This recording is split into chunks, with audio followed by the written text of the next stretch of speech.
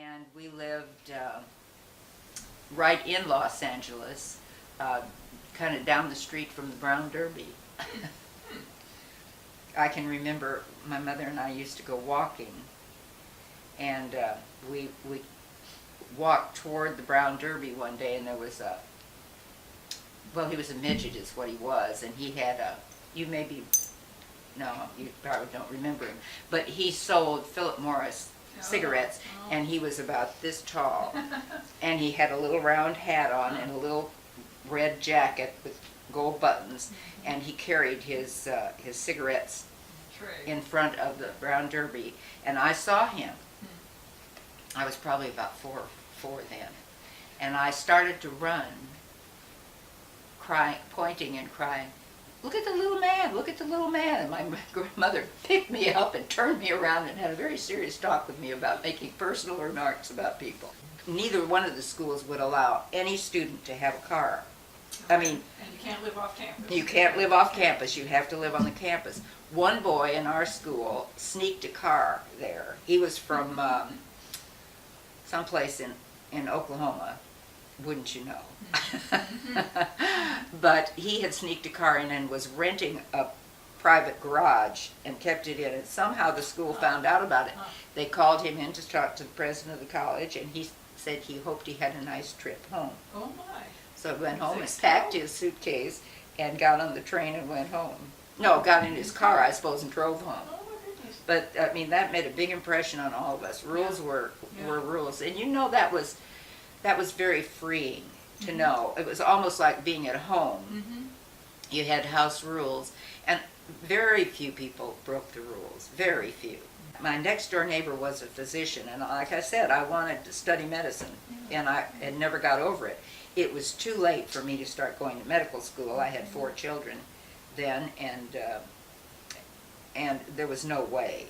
So I talked to my next door neighbor and told him I really would. And just about 6 or 7 blocks away from where I lived was a big hospital, and across the street from that was a nursing training school. And so I told him I wanted to go get into nurses training as quickly as possible. And he said he'd check it out. So he did, and he came back and he told me who to call over there. And I called over there. Now this was about 2 or 3 weeks before the school opened again. And I told this woman, the boss over there, that what I wanted, and she said, oh, she was so sorry. She knew that we could work well together, but they had a full class. So I said, okay, and she said, maybe next year you can try. Well, I went back to the neighbor, and we were all good friends, and told him that, and he said, well, let me talk to her one more time. So the next day she called back and said there was an opening. Right. So I started right away, and I really loved it. All of my children were then in school, which was helpful. And because it was a year-round thing, you know, we had no vacations. No summer break? No summer break in nurses training. It was 24 straight months. But because of that, they had, it was kind of like an 8 to 4 span each day. And, later on when we were working on the floor, you know, we had some night duty, but I could cover that with babysitters.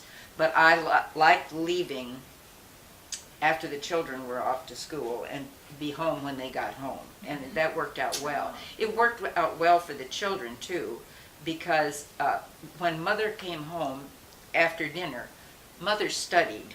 There was no TV, there was no music or anything.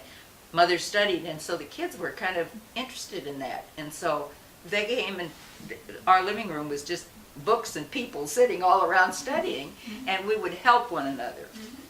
I know my oldest son, who ended up being a doctor, and his 2 sons are now being doctors, so it kind of caught on. But he was really interested in, and I think when he went off to medical school finally, he knew a lot from just hearing what we were talking about and helping me with my studies. The first day that we all got there, they kind of gave us an overview and in the morning, and then in the afternoon, the head honcho said now what she wanted us to do, all of us. There were probably, oh gosh, 50, 60 nurses in training that were just starting. Yeah. And she said, I've talked to them over at the hospital. They'll be expecting you. I want you, each one of you, to go over there today. You have all afternoon. You go over, and any department that you're interested in, you just go up and ask if if they would help you out with that department. And so I went. In the church that I attended, there was a doctor who was he did autopsies. That was what so I made a beeline for the coroner's office. It was there in the hospital, and I burst in, and he said, well, what can I do for you? And I said, well, we're supposed to come look at a different thing. I said, I thought it'd be great to watch an autopsy, and he said, just happened to have one going today. Oh my goodness. And the other part, things just fell into place. It was astonishing as I think back how easy it was, because he said, we just lost a patient, an older woman. She was a retired nurse, and she had specified that if anybody wanted to watch her autopsy, she would be pleased. I'm sure that I enjoyed being a nurse more than I would have a doctor. A doctor doesn't get as close to and as involved in, particularly nowadays. Man, you're in and out, in and out, in and out with your doctors, and so fast, and I feel sorry for them. But because as a nurse, you had as many hours as they were awake, as many times as the light came on, and as many times as you took vital signs. I got to know all my patients really well. And even in the intensive care, which was really a post-surgical ICU, it wasn't, there wasn't long stays there.